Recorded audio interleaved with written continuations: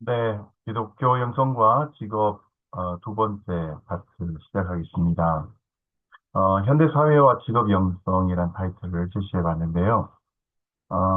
일터가 단순히 노동을 대가로 재화를 보상받는 이것은 이제 유물론적 사상에 근거한 사회주의적 사상인 거죠. 네, 그 하나님의 숨결이 불어 들어가지 않은 상태에서 오늘 이 시대에 이제 어, 유물론적 진화론과 함께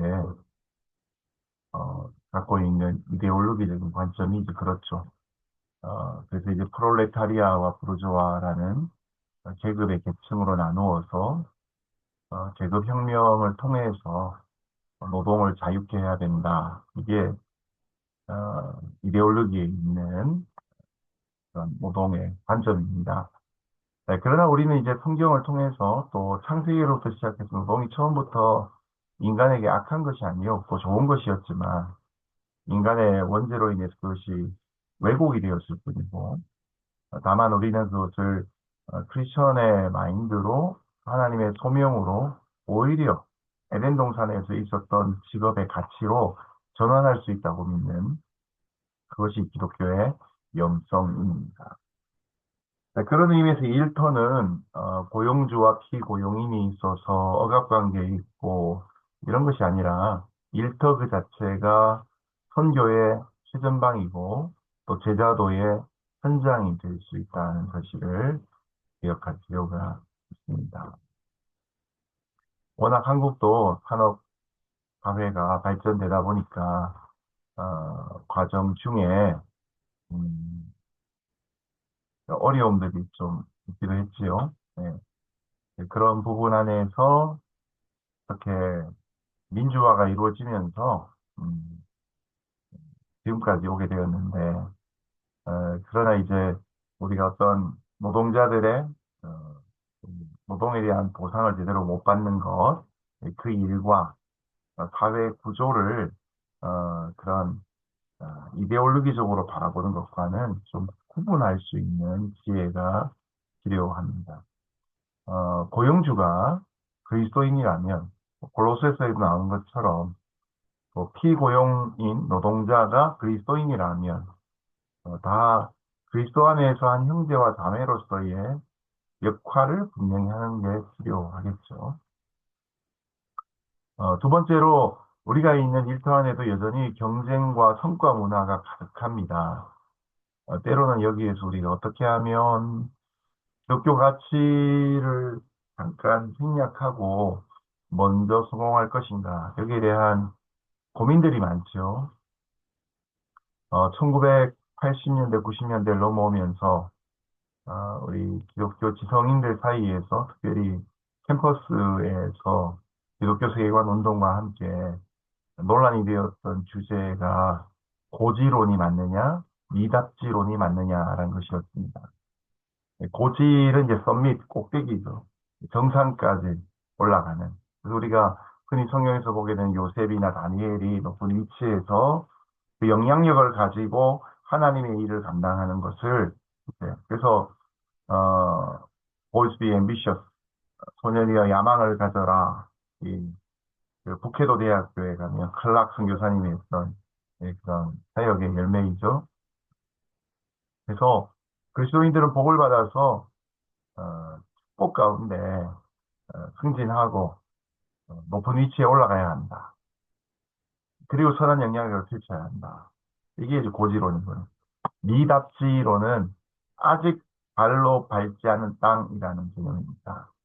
그러니까 세상 사람들은 관심이 없는 그곳에 그리스도인들은 주목하고 자신의 부르심과 세상의 필요가 만나는 그 자리에 세상에서 받는 그런 보상을 내려놓고 낮아짐의 모습을 갖고 나가는 거죠.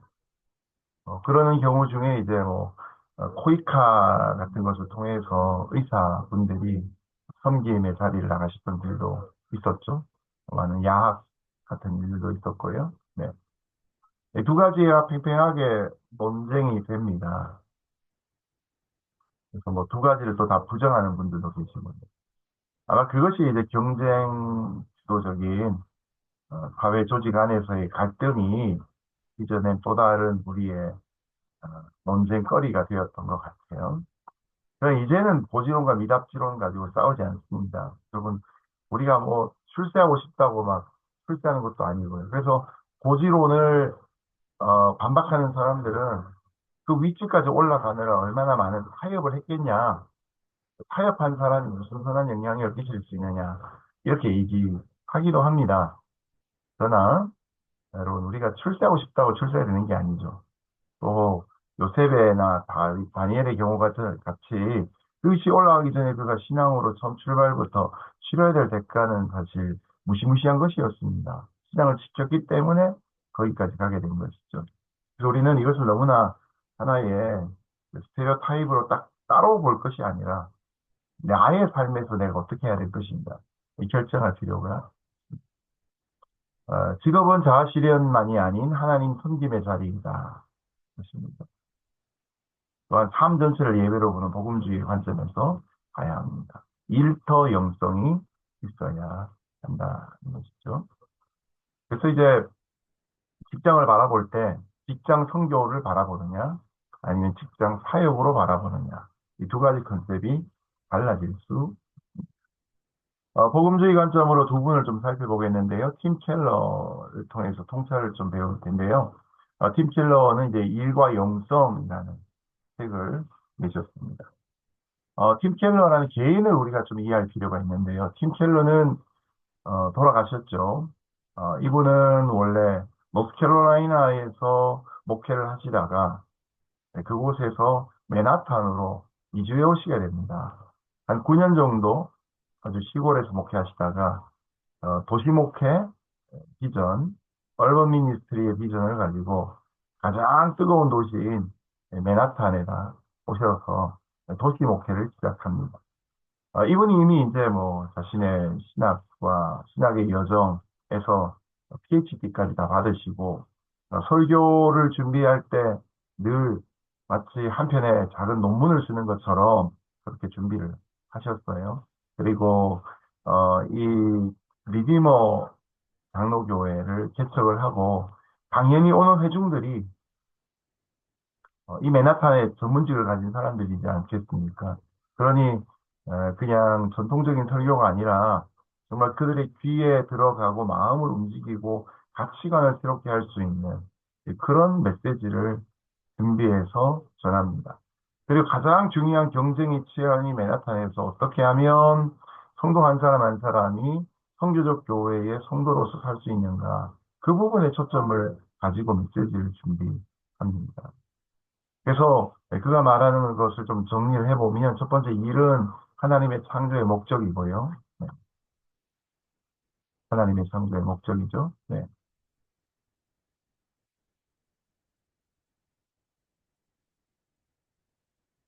강의를 자꾸 하다 보면 하나씩 네. 약간 트라우마 같아요, 지금. 네. 녹화해놓고 녹화한 줄 알았다가 녹화가 안 된 일들이 있어가지고 네, 녹화가 되고 있습니다.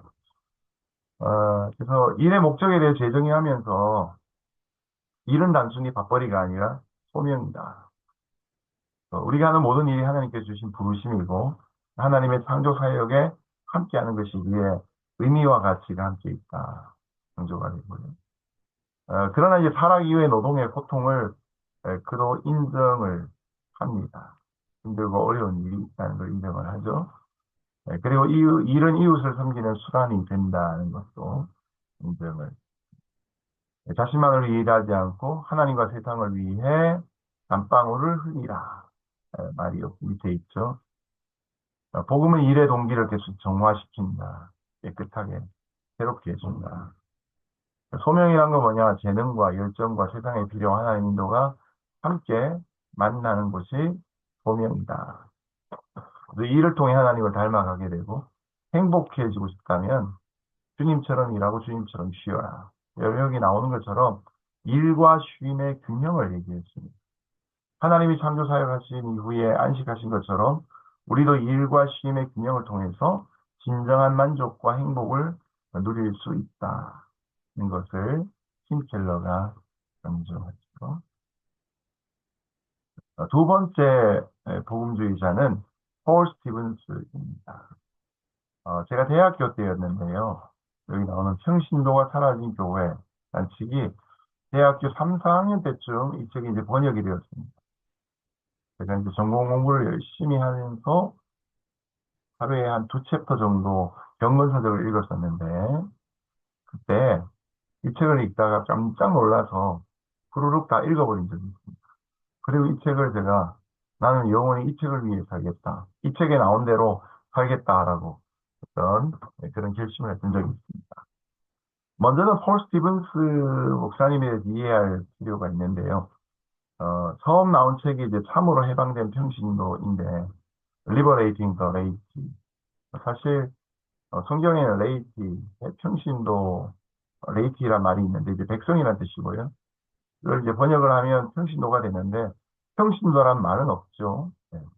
그렇기 때문에 이제 해방시킨다는 이런 표현이 나오는데 이분은 목사님이십니다. 그런데 목수의 직업을 갖고 있어요. 그래서 일주일에 월요일부터 금요일까지 닷새는 목수로 일을 했습니다. 그리고 이틀, 토요일과 주일은 목회자로 활동을 합니다. 그래서 금요일 퇴근 시간이 목회자로 전환이 되는 시간이 되는 거죠. 그러다가 이제 그렇게 경험한 일들을 가지고 책들을 쓰시고 또 나름의 신학이 완성이 되었을 때 밴쿠버에 있는 그래, 네, 밴쿠버에 있는 신학교 네. 앞서 신학교 이름이 생각이 안 나네요. 네, 조금 있으면 기억이 날 것 같아요. 네, 가물가물한데 그 신학교 교수님으로 가서 일과 영성에 대해 평신도 사역에 대해서 약간 강의를 하시게 되죠. 모든 신자는 세상 속에서 하나님의 백성으로 사역하도록 부르심을 받았지, 단순히 교회의 보조자가 아니다. 볼트노트처럼 쓰이면 곤란하다는 것. 목회자와 평신도 사이에 있는 이분법, 투-티어 스트럭처를 뛰어넘어서 한백성 신학, The Theory of One People, 한백성 신학을 실시를 합니다. 모든 신자가 사역자고, 교회는 이 성도들을 준비시키고 세상으로 파송하는 공동체가 되어야 된다. 뭐 일단 자신이 주중에 닷새를 일을 하고 이틀을 목회자로 사역했기 때문에 잘 배운 건 아니겠습니까? 제가 대학교 3, 4학년 때 느꼈던 그때 주변에 있는 선배, 후배들 중에서 어쨌든 이제 예수님 믿게 되었으니까 또 전공을 가지고 사는데 그 당시에는 또 이제 이랜드가 한참 유행이었거든요. 그래서 이랜드 입사하려고 준비하는 그런 선배들이 되게 많았어요. 시험 치고 뭐 붙기도 하고 떨어지기도 하고. 네. 그게 이제 저는 이제 그런 속에서 나는 그럼 어떤 사람 돼야 되나, 선생님 해야 되나, 연구원 해야 되나, 또 계속 공부해서 미국 유학하고 자비양 음료사 해야 되나 고민을 되게 많이 할 때였는데 어쨌든 이 책에 나온 내용을 제 마음속에 잘 받아들였더니만 제가 신학교를 졸업하고 그러고 나서 이제 두라노 수원 가면서 저 나름대로는 그렇게 바이보케이셔널 이 두 가지 일을 하면서 네, 그러면서 제가 그 9년의 기간 동안 2년은 안양에 있는 교회에서 뭐 3년 신학교 동안 계속 그 교회 섬겼던 거죠. 네, 2년을 그 교회 섬기고 또 서울로 교회를 옮겨와서 또 서울에서 4년 한 교회를 섬기면서 청년부 담당 전도사, 목사로 네, 그 교회는 풀타임은 아니었는데 저는 이제 청년부 공동체를 제가 맡아서 하부 예배 설교하고 그러면서 이제 드라노에서 이제 예, 국내에서 편집장도 그 과정 중에 되었고요. 그리고 나중에 이제 아예 이제 온누리 교회 들어가면서 조금 더 이렇게 가까워지게 됐죠. 사역의 거리가 가까워지게 되었고 물론 이제 뭐 온누리 교회와 드라노 서원은 거리가 좀 떨어져 있는 별도의 건물인데요. 네. 걸어서 한 15분 정도 가야 되는 거리인데 어쨌든 뭐 그런 기간을 통해서 이폴 스티븐스가 가르치고자 했던 바가 무엇인지를 저는 제 개인적으로 배웠던 것 같고요. 지금도 저희 교회에서 이제 이런 그 질문들을 받거나 강의를 할 때 이 내용을 굉장히 강조를 많이 합니다. 성도들에게는 이제 두 가지 섬김의 방향이 있으면 좋겠다 싶어요. 첫 번째는 뭐냐면 자신이 갖고 있는 직업의 전문성으로 세상을 섬기는 것이죠. 근데 여러분, 똑같은 직업이라도 그 직업을 그냥 밥벌이로 하는 것에서 끝나는 것이 아니라 그 직업이 소명이 되면 그 직업에서 조금 더 깊은 단계로 들어가지 않겠습니까? 뭐 간호사라고 하면, 또 의사라고 하면, 또 교사라고 하면, 소방수라고 하면 똑같이 남들과 하는 일들 의무적 해야 되지만 거기서 한 번 더 들어가는 또 다른 차원이 있습니다. 네. 그런 부분을 발견하고 그 역할을 감당하는 거죠. 어, 똑같은 국무총리의 역할이지만 그러나 요셉이라는 사람은 가정총무 때부터 시작해서 네, 그런 부르심의 자리에서 특별한 사명감을 가지고 했던 일이 있었기 때문에 그는 감옥에서부터 술 맡은 관원장, 떡 굽는 관원장을 섬기기도 했고 그리고 하나님 꿈을 해석하는 특별한 능력 때문에 7년의 풍년 끝에 오는 7년의 흉년을 준비할 수 있었던 거죠. 네, 그 역할을 이제 그리스도인들이 해야 되면 세상 사람들과는 차원이 달라질 수 있는. 그리고 또 하나는 이제 교회를 향한 봉사입니다. 교회를 향한 봉사도 이제 그런 전문성을 가진 분들이 자기 전문성을 교회에다가 똑같이 그대로 할 수도 있고, 뭐, 은행원이 교회에 와서 재정부를 섬길 수 있는데, 저는 그것은 이제 바람직하지 않다고 생각하고요. 오히려 그것보다는 교회에서 자기가 하고 싶은 사역이 있다면, 그 사역을 구체적으로 개발하는 거죠.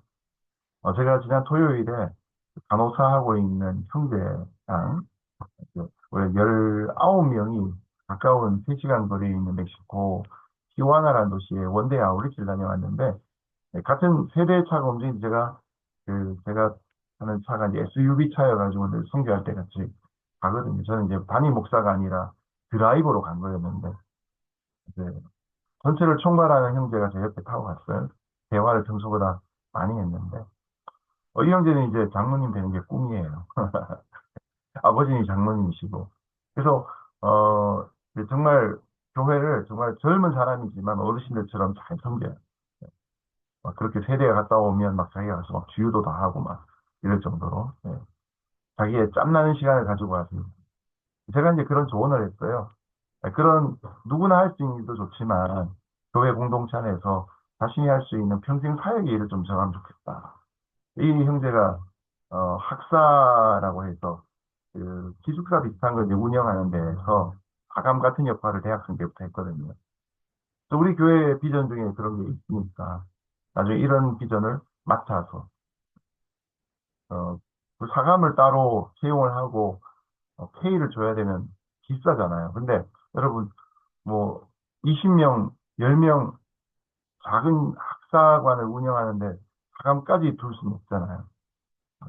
근데 그런 일을 하는데 정말 우리가 이제 컴펜세이션이라고 미국은 표현하는데 작은 정도의 실제적인 거마비 뭐 이런 정도만 이렇게 제공을 해도 이 형제는 그런 작은 수당이지만 돈 때문에 일을 하는 것이 아니라 신앙 공동체의 가치를 가지고 그 일을 할 수 있는 뭐 그런 일들이 그 형제에게도 한 네댓 가지가 나오더라고요. 네.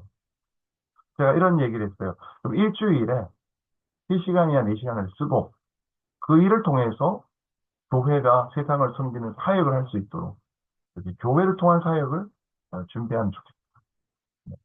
그것이 이제 무슨 서점을 운영한다든지 네. 아니면 뭐 카페를 운영한다든지 그런 일로 사용될 수도 있는 거죠. 토기장이 교회라고 있죠. 요게 이제 성적 교회 제일 처음 시작된 그런 교회인데 그 교회는 성도 숫자를 120여 명 정도로 고정시킵니다. 그리고 굉장히 큰 헌신을 하게 하죠. 서점 하나를 운영하는데 성도들이 전폭적으로 헌신하고 있습니다. 그래서 어쨌든 여러분 이 그 직업이 분명해야 돼요. 그리고 그 직업의 전문가가 돼야 되고 그리고 또한 교회를 섬기는 사역도 있어야 그런 경향이 필요합니다. 그래서 교회는 성도들을 주중사역자로 세워서 일터에서 일꾼이 되고 모든 직업은 하나님 나라의 확장의 도구가 돼요. 일터 가정 사회 속에서 일상에서 복음을 구현하는 삶을 살아야 합니다. 네 번째로 그러면 왜 영성과 직업 통합이 중요한가? 왜 기독교 영성에서 직업의 얘기를 하고 있는가? 이런 질문입니다. 영성이란 건 교회 활동에만 국한되어서는 안 되기 때문입니다. 여러분, 우리는 성령이 계시기에 우리가 가는 곳마다 성전이 됩니다. 그것이 하나님 나라가 됩니다. 교회 활동에만 만족하고 교회에 나오면 월요일부터는 세상 삶을 살고 곤란합니다. 세상 속에서 하나님 나라가 이루어져야 됩니다. 삶의 대부분은 또 직업 현장에서 이루어지기 때문에 사실 직장에서 우리가 가족보다도 더 많은 직장 동료들과 시간을 보내지 않습니까? 네. 이게 나쁜 결과가 나오기도 하지만 좋은 결과가 나올 수도 있는 거죠. 직업의 현장에서 네, 신앙의 실천이 이루어질 수 있는. 그래서 종교개혁자였던 루터나 칼빈은 이스터가 하나님의 소명, 보카치오라고 이렇게 설명을 했던 거죠. 그 다음 우리가 주의 깊게 봐야 될 인물이 아브라함 카이퍼라는 인물입니다. 우리가 정말 신발 벗고도 못 쫓아갈 만한 대단한 인물인데요. 아브라함 카이퍼는 세상 속 하나님의 뜻을 따르는 것이 영적이다라고 얘기하면서요. 우리에게 은혜의 주권, sovereignty of grace가 있는가 하면 영역 주권도 있다고 얘기했습니다. 영역 주권이라는 게 중요한데요. 이 인물에서 여러분이 좀 이해하셔야 될 부분은 아브라함 카이퍼는 목회자였습니다.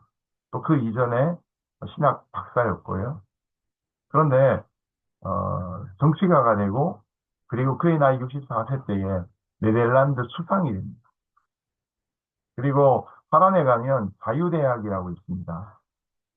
한국에도 기독교 세계관과 관계된 교리와 관계된 분들, 조직 신학 관계된 분들이 이 화란 자유대학을 많이 나오셨는데 네덜란드를 이제 한자로 화란이라고 그러죠. 네. 그 기독교 세계관 처음 시작하시던 손봉호 교수님 같은 경우에도 화란 자유대학 나오셨고 거기서 박사과정을 하신다 그랬죠. 그리고 이제 서울대학교 오셔서 일반 사회 교육과의 교수님으로 계셨던 거죠. 더 누군가 말하기를 아브라함 카이퍼는 10개의 머리와 100개의 손을 가진 사람이다. 우리는 하나의 머리와 2개의 손을 가졌는데 그는 10개의 머리와 100개의 손을 가질 정도로 아주 명석하고 뛰어난 사람입니다. 그가 말하기를 정치, 경제, 사회, 문화, 종교예술, 교육, 스포츠 등 인간 삶의 모든 영역에서 하나님의 영광과 주권을 구현해야 하며 하나님께서 영광을 받으시도록 만유의 주권자이신 그리스도의 통치가 구체적으로 실현되어야 한다. 라고 이게 이제 영역 주권론이라는 거.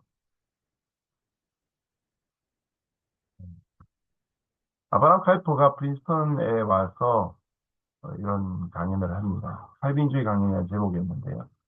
인간 존재 전체의 영역 가운데 그리스도께서 내 것이 아니다라고 외치지 않는 한 치의 땅도 없다. 모든 영역이 다 하나님의 통치 영역이 되고 영역 주권론. 두 번째로 사람이 어디에 서 있든 무엇을 하든 농업, 상업, 산업에서 손을 움직이든 예술과 과학의 세계에서 마음을 쓰든 무엇을 하든 그는 항상 하나님의 얼굴 앞에 서 있는 것이다. 호람대오를 얘기하는 것. 소명과 일상의 영성이 일치가 되어야 된다는 거죠. 그래서 이런 이제 운동들이 뭐 프란시스 페퍼의 라브리 운동 뭐 이런 것들도 이제 있었는데요. 한국 사회에 와서 큰 영향을 끼친 것이 두 가지 정도의 종류로 말씀드릴 수 있습니다. 복음주의 영향을 받아서 한국 교회 안에서 직업과 영성을 통합하려고 하는 노력이 이제 일터 사역으로 체계적으로 움직여진 게 이제 두 가지인데요. 첫 번째가 강성기 목사님, 네, 강성기 목사님을 중심으로 한 직장사역연구소입니다. 강성기 목사님은 이제 옆에 계신 어, 박성, 박성수 회장님, 네, 박성수 회장님, 이랜드 회장이시죠. 네, 어, 그 성도교회에서 옥하는 목사님이 청년부 담당이셨을 때, 그때 두 분 다 이제 서울대를 나오셨는데, 그 청년부원이었어요. 네, 카노 목사님이 청년부 담당 교육자였는데, 청년부 멤버가 한 명이었습니다.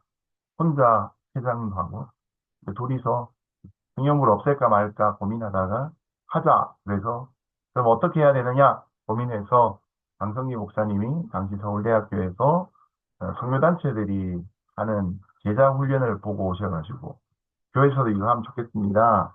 그러면서부터 이제 교회 안 제자 훈련이 시작되면서 그 교회 원래 고등부 다녔던 청년들이 제자 훈련 받고 청년부가 막 커지게 되죠.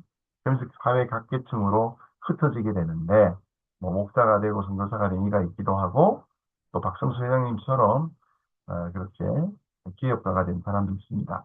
이랜드 기업이죠. 그룹이죠. 그리고 이제 이랜드에 AM 아시안 미션이라는 선교단체가 있습니다. 이거 선교단체입니다. 네. 그래서 이 직장사회연구소와 아시안 미션은 같이 연합해서 일을 많이 하고 여기에 있는 비용은 전부 이랜드가 서포트하고 있습니다. 네.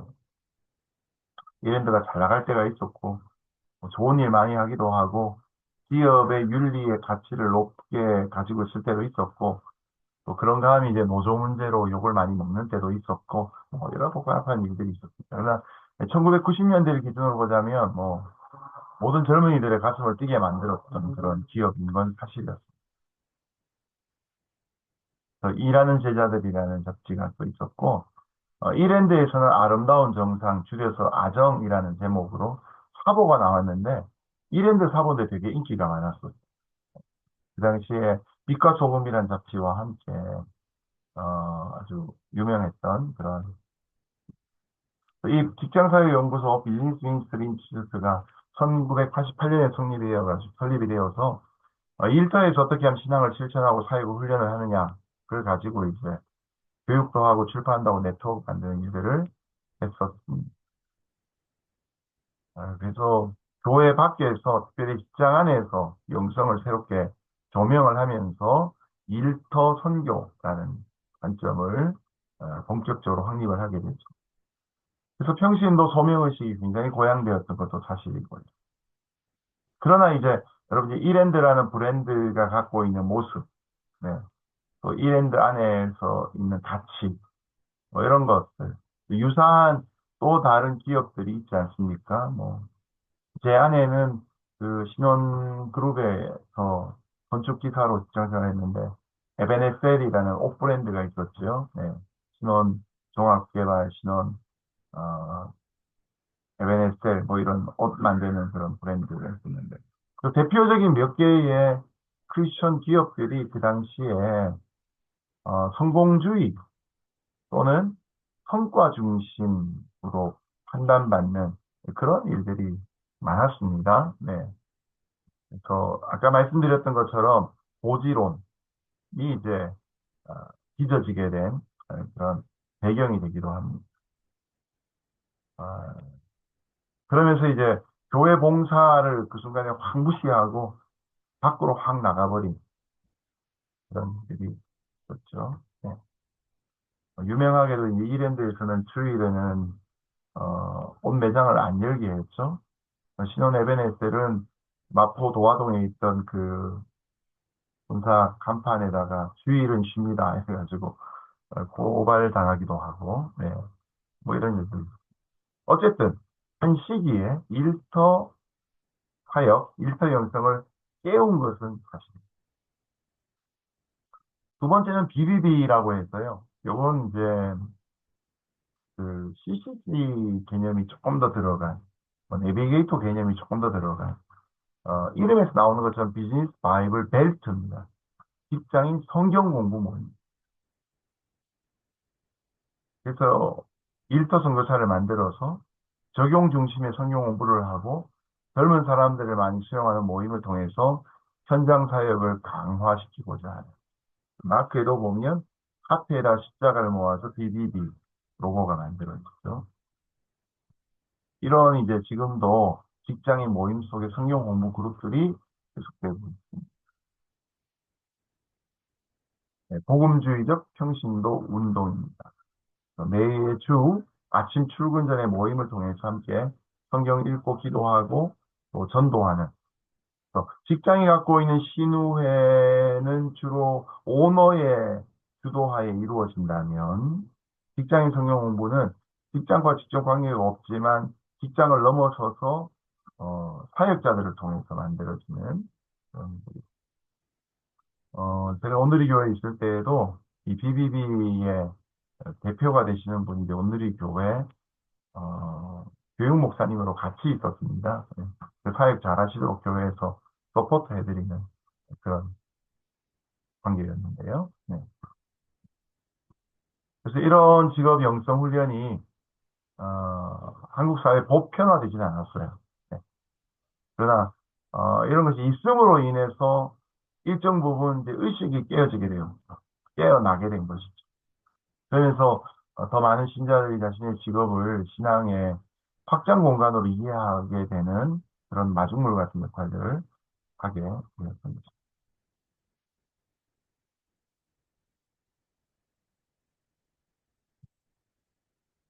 자, 그래서 이런 일과 삶의 균형에서 또 이제 안식이 중요하다는 것, 다섯 번째로 강조. 안식이 중요하다. 완벽주의와 성과주의는 일을 우상화하고 신격화하는 그런 조금 이제 우리가 염려해야 될 부분들이. 제일 대표적으로 완벽주의와 성과주의가 내는 결과는 가정의 균형이 무너지는 거죠. 인생의 균형이 무너지는 것이고. 제가 이제 그 러브 소나타라는 문화전도 집회 교회 부흥 세미나 때문에 왕년에 이제 일본을 자주 다녔었거든요. 네. 1년에 몇 번씩 출장을 갔는데, 어, 네. 그, 일본 사람들은 저녁이 되면, 어, 뭐라 그러죠? 그 무슨, 일본 술집? 네. 이카자키라 그러나요? 뭐 그런 이름의, 술집에 들려가는데, 한국 사람들은 술을 마시려고 그곳에 가지만, 일본 사람들은 퇴근을 하면, 그 이자카야라고 불리는 술집이죠. 그곳에 가서 저녁을 먹습니다, 남자들이. 그리고 이제 신문을 꺼내요. 석간신문을 꺼내가지고. 석간신문을 읽다가 또 야식 시키고, 또 반주 먹고, 그러다가 이제 9시, 10시 되면 그제서야 집에 가요. 왜냐하면 가정이 무너졌기 때문에 일찍 집에 들어가도 환영을 못 받아요. 그래서 어울려서 술을 먹든지, 개인적으로. 일본 가장들은 참 불쌍하다는 걸 제가 느꼈어요, 많이. 네. 가정이 무너져 버린 거죠. 왜냐하면 일본은 그 근대화 시기로 시작해서 직장 생활에 올인하게 있잖아요. 여러분 실제로 지금도 성공한 CEO들의 가정을 보면 가정이 다 깨지지 않았습니까? 빌 게이츠, 뭐 잭 웰치 비롯해서 네. 책은 아주 잘 팔리는 책을 썼지만 어, 뭐 베이 존스 이런 사람들, 네, 아마존, 네, 가정이 되게 복잡합니다. 그러나 성경은 우리에게 일만 명령하신 것이 아니라 안식도 명령하셨어요. 창세기 2장 2절에 하나님이 지으시는 일이 일곱째 날이 이를 때에 마치시니 그 지으시는 일을 다함으로 일곱째 날에 안식하시니 하나님이 안식하신 그날 그날이 바로 안식일이 되고 안식일은 우리가 예배의 날이 되고 또 주일이 되었죠. 일이 중요하지만 하나님 관계가 더 중요하다는 거죠. 그래서 이것을 이제 창세기뿐만 아니라 안식이 없던 주 7일, 주 8일 내내 일해야 됐던 그 애굽에서 출애굽을 하고 난 다음에 광야에서 하나님이 만나를 가지고 이스라엘 백성들에게 안식을 몸소 훈련시키시죠. 만나가 매일 하루치만 나오고 그래서 평일에 그걸 이틀치를 주워오면 그 추운 건 그 다음날 반드시 부패하게 되겠죠. 그리고 안식일 전날에는 이틀치를 추수할 수 있었죠. 안식일을 일하면 하나님의 천벌 받죠. 그게 일도 중요하지만 하나님과의 관계가 중요하다는 걸 가르치기 위해서 하나님처럼 안식하도록 가르치는 때문에 안식일만 있는 것이 아니라 이제 6년 지나고 나면 7년 차 안식년이 오지요. 또 안식년이 7번 반복되면 7, 7이 49 하면 7번째 안식년 다음에 또 희년이 옵니다. 그러면 시작을 해가지고 7년째 쉬고 또 14년째 쉬고 21년째 쉬고 나중에 49년째 쉬고 50년째 또 쉬는 거예요. 그럼 50년 안에 8번을 쉬게 됩니다. 안타까운 것은 구약에서 이스라엘 백성들이 그 8번을 희년을 제대로 지키지 않습니다. 나중에 이것이 쌓이고 쌓여가지고 바벨론 땅 포로 생활 70년을 하게 되는 거죠. 하나님은 안식에 대해서 타협하지 않고 안식을 지키게 합니다. 일하는 중에 갖는 여가의 중요성에 대해서는 요셉 히퍼라는 분이 독일의 기독교 철학자인데요. 문화 철학자입니다. 여가 문화의 토대란 책에서 이렇게 말합니다. 오늘날 서구 문화의 위험성은 이를 다른 모든 것보다 더 앞세우는 태도에 있기 때문이다. 때문에 더 중요한 인생의 가치, 효용, 속도 등이 생략되고 오직 모든 일로서 인생의 가치를 판단하는 경향이 있다. 일을 정기적으로 멈춘 뒤 예배하고 세상을 천천히 돌아보며 즐기는 시간을 갖지 않는 한 삶의 의미를 진정으로 체득할 수 없다. 돌아보라는 거죠. 멈추지 않으면 일이 우상숭배가 될 수 있다. 어제 가까운 곳에 목회하는 목사님이 개척하고 20년 가까이 안식 면도 없고 계속 일하셨어요. 어느 날 목회에 이제 번아웃이 와가지고요. 네, 목회를 더 할 수가 없어. 윤리적인 문제랑도 또 연결이 돼가지고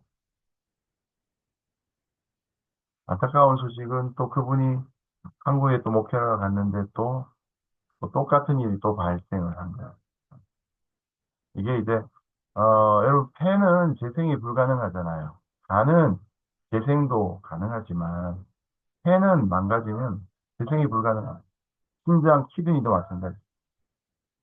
우리의 영적인 삶 가운데 재생 불능의 영역들이 있습니다.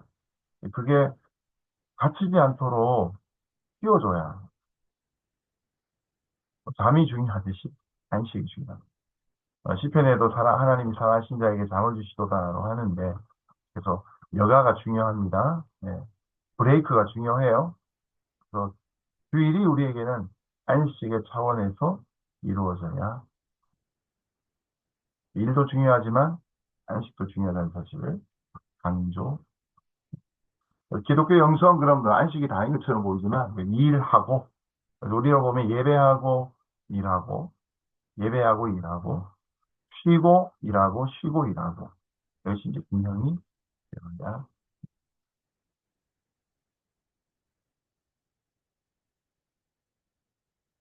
결론입니다. 직업과 영성의 통합이 필요한데요. 일상과 직업은 하나님의 부르심에 함께 반응하는, 응답하는 삶이다. 하나님을 예배하는 것이 예배와 직업을 통해서, 헌신을 통해서 이루어질 수 있다. 두 번째, 예, 팀 켈러의 말인데요. 그리스도인은 월요일에도 신자입니다. 월요병이 있는 것처럼 월요일날 출근하기 너무 싫죠? 그러나 그날도 신자로, 제사장으로, 선교사로 세상을 향해 나가. Between two Sundays. 세 번째, 하나님과 이웃을 위한 사명이 바로 우리의 직업입니다. 그래서 일은 하나님이 주신 소명이자 이웃 사랑의 수단이 된다. 자, 여러분 일처럼 여러분 갖고 계신 직업도 다양하실 텐데요.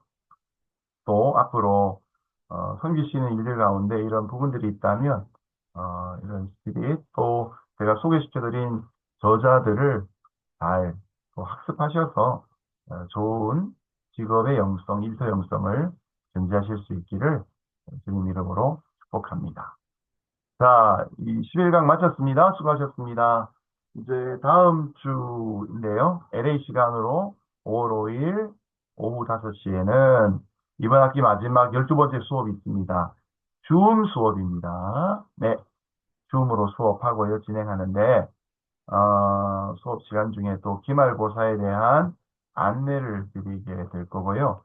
질문도 제가 또 받게 되겠죠. 그래서 미리 또 한번 이메일 통해서 연락을 좀 드리기도 하겠지만 여러분 시간 꼭 기억하셔서 한국은 화요일 오전이 되겠죠. 그리고 미주에 계신 분들은 음, 월요일 오후 5시가 되겠죠. 그래서 21세기 영성이라고 제목을 붙여봤는데 네, 강의안을 이제 준비해야 합니다. 제가 이제 오늘부터 네. 주제만 잡아놓은 것이기 때문에 또 몇 가지 주제를 좀 잘 살피면서 한 학기 강의를 마무리하려고 합니다. 네, 수고하셨습니다. 강의 마치겠습니다.